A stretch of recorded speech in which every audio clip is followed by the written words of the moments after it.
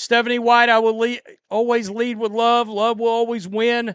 Literally 3 seconds later, the rest of you can go to hell. That contrast is exactly why this story exploded. You cannot build your message around love and grace, then immediately tell critics to go to hell, and expect people to ignore the contradiction. She made a severe miscalculation believing that some online community is causing some trouble for her when she didn't realize, as she got booed by the fans in attendance, that no, a lot of fans are just unhappy with her. She did not have Sophie Cunningham's back. She went out there and claimed that she didn't actually see the play happen. Now, video and pictures everywhere are showing her looking directly at the play. And notice what the criticism has now become. This is no longer only about whether Stephanie White defended Sophie Cunningham strongly enough after the controversial play involving DiJonai Carrington. The argument has shifted to credibility. White said she did not see the play in real time, but critics immediately circulated images and video that they believe show her facing directly toward the action. A still photograph cannot prove exactly what somebody processed in a split second, so that distinction matters. But from a public relations standpoint, this is brutal, because once fans start questioning whether they believe the explanation itself, every later statement gets examined differently. And that creates a much bigger problem for an Indiana Fever coach than one controversial answer at a press conference. This is a franchise operating under a level of attention that almost no WNBA team has dealt with before. Caitlin Clark transformed ordinary regular season moments into national conversations. Sophie Cunningham has become another highly visible figure around this team. Every press conference gets clipped. Every reaction gets slowed down. Every contradiction gets turned into screenshots within minutes. White knows that environment by now, so when she chooses words as strong as "go to hell," the response is completely predictable. But there is another part of this backlash that matters even more than one angry sentence, and it comes down to something coaches usually cannot afford to lose: the belief among their own fan base that they will defend their players first. Problem. And why'd you wait so long to address this? And why are you so worked up with what people are saying online anyway? Shouldn't you be busy being a coach?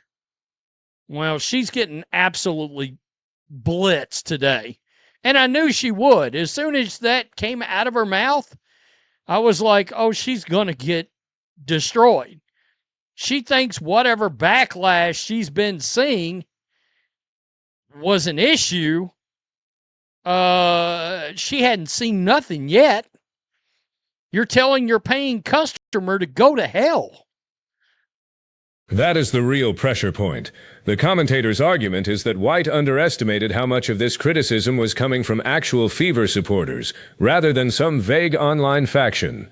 And whether you agree with every angry post or not, the boos matter because those are people physically inside the building. Those are customers who bought tickets. They are not anonymous accounts that can simply be dismissed as algorithmic noise. Now, coaches absolutely should not make decisions according to whoever screams loudest on social media. That would be ridiculous. Fans can be wrong. Fans can overreact. Online mobs can turn 10 seconds of video into a completely distorted story. White is entitled to reject unfair criticism, and nobody should expect a coach to publicly attack another player just because the internet demands it. But there is a difference between refusing to participate in outrage and appearing disconnected from your own fan base. That distinction is where this situation became dangerous for her.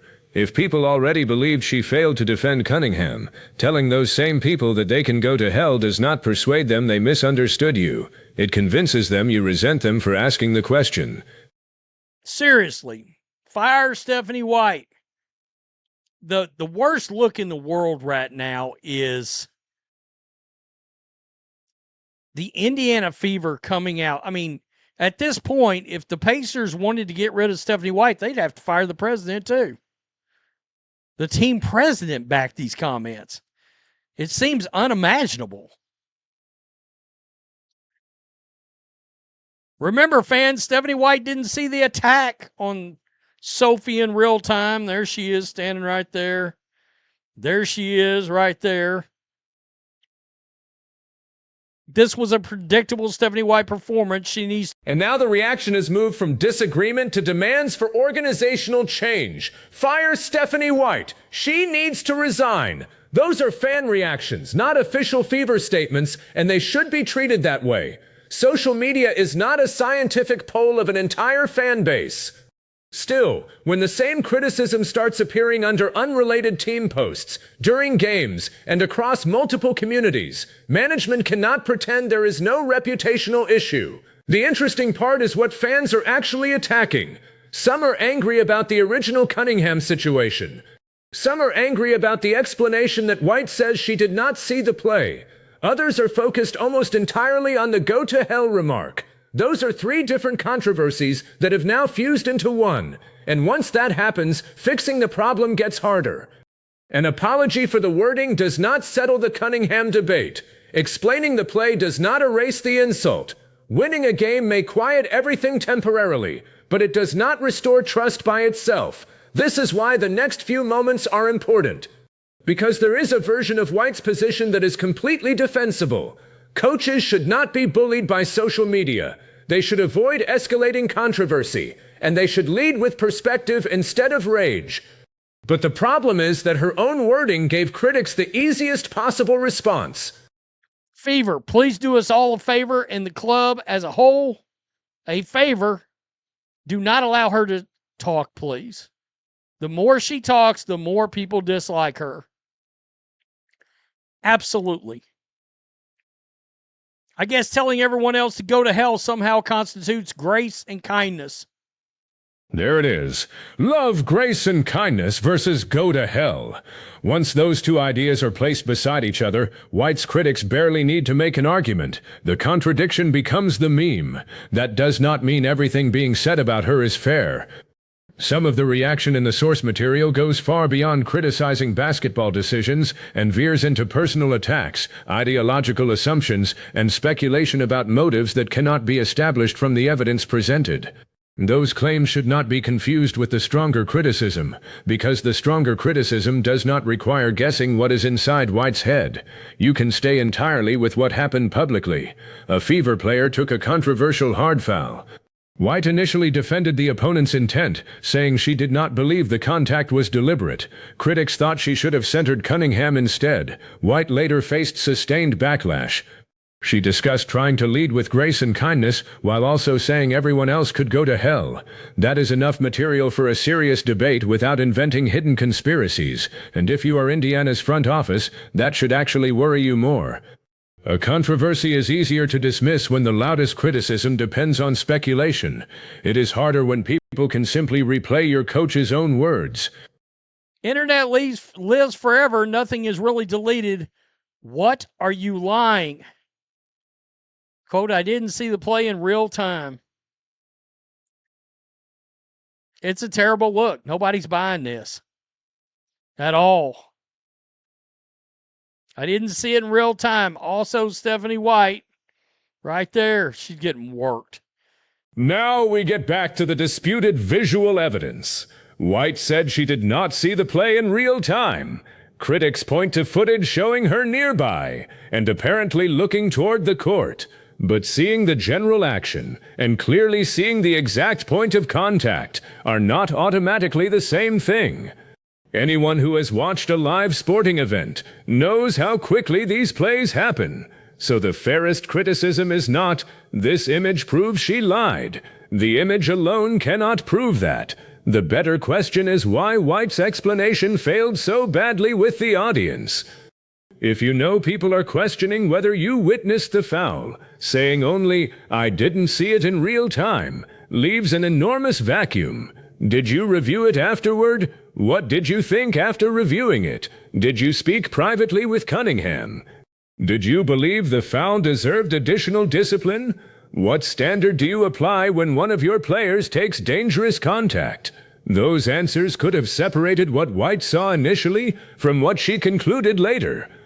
Instead, critics heard a phrase that sounded evasive, matched it against a viral image, and decided the case was closed. That is not merely an internet problem.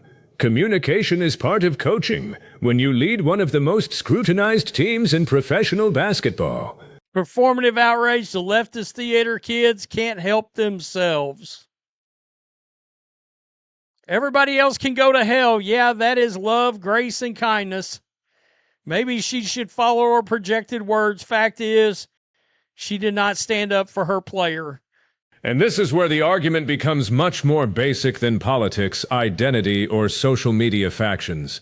Fans want to know whether the coach has the players back. That does not mean a coach must call every hard foul dirty. Good coaches should resist emotional judgments before reviewing film. There is nothing inherently weak about saying, "I need to see it again." In fact, that is often the responsible answer. But after you see it again, people expect clarity. If White believed Carrington made a basketball play that turned into excessive contact, she could say exactly that while also saying Cunningham deserved protection. If she thought the foul crossed a line, she could say that. If league rules prevented her from commenting on discipline, she could explain the limit. Instead, the public discussion became centered on defending intent. And intent is notoriously difficult to establish. That choice almost guaranteed a fight because fans were focused on the result. Cunningham took significant contact, and they wanted their coach's first instinct to be concern for Cunningham. This is the part management has to evaluate independently of internet outrage. Not whether White agrees with fans, not whether she shares their political beliefs, not whether every angry post is reasonable. The question is whether she has lost control of the relationship between coach, players, organization, and audience. Because once the story becomes "our coach does not defend us," every future controversy gets interpreted through that lens.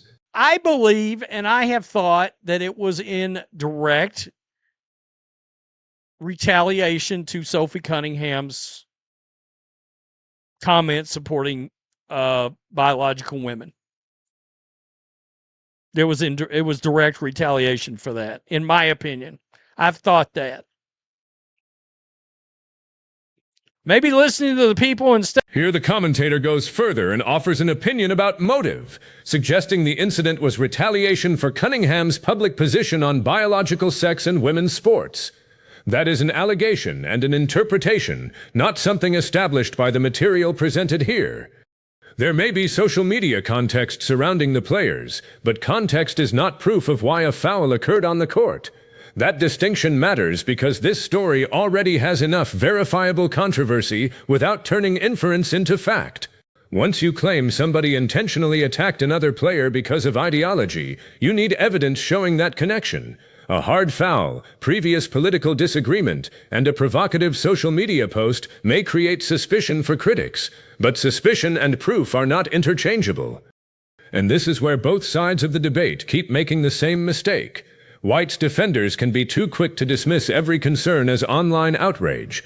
Her harshest critics can be too quick to convert every suspicious detail into certainty. The useful middle ground is actually much sharper. Ask what the league standard is for dangerous contact. Ask whether it was enforced consistently. Ask what White believed after reviewing the play. Ask whether Cunningham felt supported internally. Ask why the coach's messaging became more confrontational while the public controversy was already getting worse.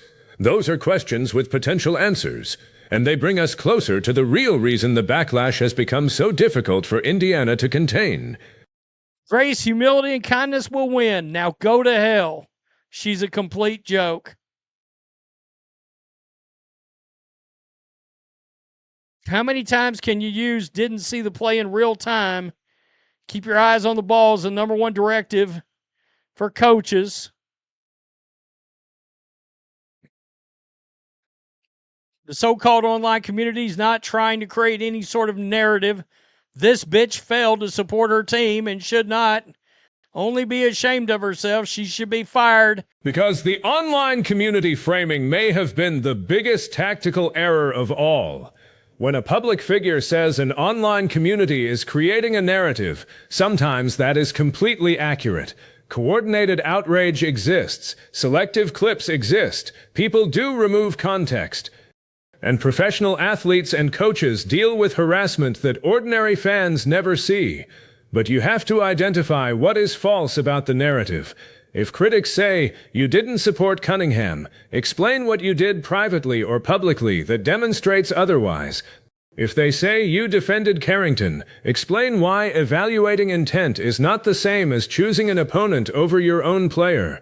If they say you lied about seeing the play, explain precisely what you meant by not seeing it in real time. Answering the substance weakens the narrative. Insulting the audience strengthens it. That is the communications failure buried underneath all of this. White did not merely disagree with critics. She gave the controversy a new clip, a new quote, and a much easier issue for casual fans to understand. Someone who knows nothing about the original foul can still watch Love, Grace, and Kindness, followed by Go to Hell, and immediately understand why people are mocking it.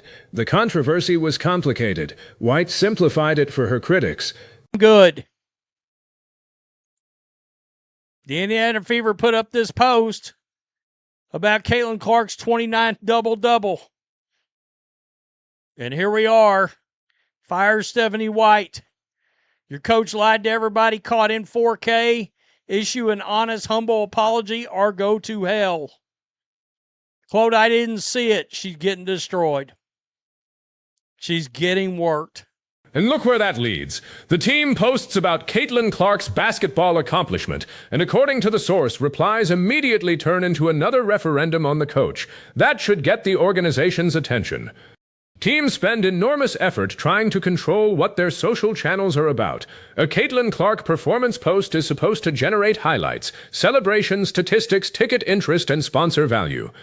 When a coaching controversy hijacks that conversation instead, the damage is no longer confined to one press conference. Caitlin Clark is an enormous attention engine. With that comes opportunity, but also pressure. The Fever cannot operate like a low-profile franchise, where a bad media cycle disappears because nobody outside the local market notices. Every controversy sits beside one of the most recognizable athletes in women's basketball. That is why comparisons to heavily scrutinized franchises, while imperfect, capture something real about the environment. The Fever now live in a world where lineup decisions, injuries, press conferences, officiating, and sideline reactions get national treatment. The coach does not need to enjoy that. She does need to manage it, and the more attention Clark brings, the more expensive, unnecessary controversy becomes. Sponsors do not need every fan to love the coach. Teams do not fire people merely because social media is angry. But organizations absolutely care when the person speaking for the team repeatedly becomes the story instead of the basketball. That is the first major payoff in this whole situation. The threat to White is not one offensive sentence by itself. It is that the sentence connects multiple existing complaints into a simple story about leadership. The league hasn't spoken up about the white privilege post. It's ridiculous to think anything will change. The WNBA is not backing up the Indiana Fever either. Well, let's keep it real. The Indiana Fever coach is not backing up the Indiana Fever. This clip also exposes the tension between what fans expect from the league and what they expect from the coach. Critics want the WNBA to address broader controversies, but their more immediate frustration is that they believe Indiana itself has not taken a strong enough position. Those are different institutions with different responsibilities. The league reviews plays, assigns fouls, fines, and suspensions under its rules. A coach has another job entirely. She is managing relationships, preparing games, protecting the locker room, and representing the franchise. White can disagree with fans about whether the league should punish an opponent while still making it unmistakably clear that her own players' safety matters. That is why this could have been handled without pouring gasoline on either side. Imagine a response along the lines of, after reviewing the play, the contact was excessive, Sophie is our player and we support her, but I am not going to speculate about another player's intent. That does three things at once. It supports Cunningham, it avoids accusing Carrington of something White cannot prove, and it leaves discipline to the league. Instead, the debate became binary. Either you defend Cunningham or you defend Carrington. Either you support the fans or you hate them. Either the criticism is legitimate or everybody criticizing White belongs to some hostile online faction. Professional leadership is supposed to resist those false binaries, not amplify them. And now Indiana has to decide whether this is simply a rough media cycle or evidence of a deeper mismatch between White and the environment surrounding the Fever. The coach has got too much of a radical mindset. She's part of the old WNBA guard. This league is never going to be able to take substantial, real steps forward if they don't get out of the politics business and the social business and the inclusion business. So much for being, this is a league of inclusion. Isn't that what Stephanie White said? I could have swore she said that like 3 weeks ago. This is a league of inclusion. Of course, she told everybody to get out then. We don't want you if you don't support that. This is where the source pushes the conversation into the league's broader political identity, arguing that the WNBA spends too much time on social and inclusion messaging. People are going to have strong opinions on that, and the league has long operated at the intersection of sports and social advocacy. Players and coaches have every right to speak publicly about issues they care about. But there is a business question sitting underneath the cultural argument, and it is much harder to dismiss. What happens when your messaging about inclusion collides with a segment of paying customers who believe they are being told their disagreement makes them unwelcome? Inclusion does not require pretending every fan agrees on politics. It does not require coaches to abandon their own principles either. A professional league can have values while accepting that customers will challenge those values. The danger comes when disagreement turns into contempt in either direction. Fans are not entitled to abuse players or coaches. Coaches are not required to tolerate harassment. But ordinary criticism from paying customers cannot all be categorized as abuse simply because it is uncomfortable. That is why "go to hell" became such a loaded phrase here. To White, it may have been directed at a specific group of people she viewed as malicious. To critics, it sounded like the coach of the Fever was dismissing everyone who questioned her. Intent matters, but so does how a message predictably lands. This is also why the team president and front office matter. If management supports White, they need to communicate what exactly they support. Her right to reject personal attacks, completely understandable. Her basketball judgment, then defend it. The literal wording toward critics, that is a much tougher sell. Silence allows the loudest interpretation to win. The Indiana Fever coach told fans to go to hell. And the Indiana Fever have not fired her. And the team president thinks it's okay.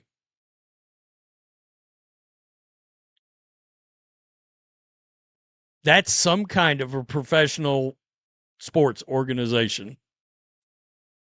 Wow. Just think about that a minute. Just think it. Told the paying customer, go to hell. Oh, and they just thought she got booed. I don't know what she was thinking. Thinking that that was going to go over. As soon as she said, go to hell, I immediately went, oh, she's going to get dis. And now we reach the part that should matter most if you are trying to figure out whether Stephanie White is actually in danger or whether this is simply another viral storm. A coach normally survives angry fans if the organization believes three things: the locker room trusts her, the team performs, and management believes she can handle the job. Social media approval is not a job requirement. If Fever leadership thinks White has those three things, they may decide that firing her because of a backlash would be a terrible precedent. But scrutiny around this team changes the margin for error. White is not coaching in a normal environment. Caitlin Clark guarantees enormous attention. Every perceived failure to defend a player becomes national content. Every quote can dominate a full news cycle. Every inconsistency gets archived and replayed. That means communication is no longer a side responsibility. It is part of the competitive environment of the job.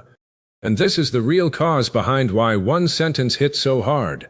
The backlash was already primed. Fans who believed White failed Cunningham were waiting for acknowledgement. Critics who doubted the didn't see it explanation were waiting for clarification. People who disliked the WNBA's broader cultural positioning were waiting for another example. People who support White were hoping she could lower the temperature.